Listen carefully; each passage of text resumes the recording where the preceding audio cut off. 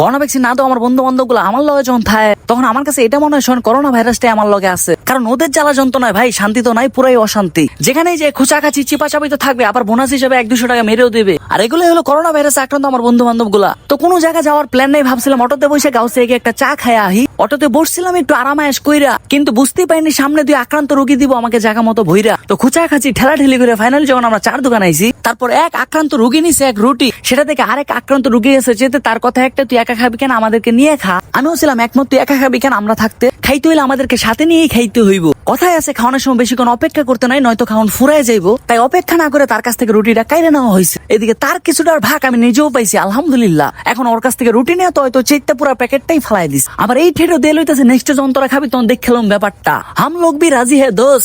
কন্ত দিয়ে ব্যাপারটা জীবনে দেখছেন, রুটি খাওয়ার পর হাতটা চাইটে চুইটে কাউরে খাইতে যাকে ব্যাপার না, ওর হাত চাটা নিয়ে যখন আমরা দুইজন গবেষণা করতেছিলাম ইতিমধ্যে চলে এসে যে আমাদের চা। তো চা খাবো, আরাম পাবো। দেখা হচ্ছে নেক্সট ভিডিওতে।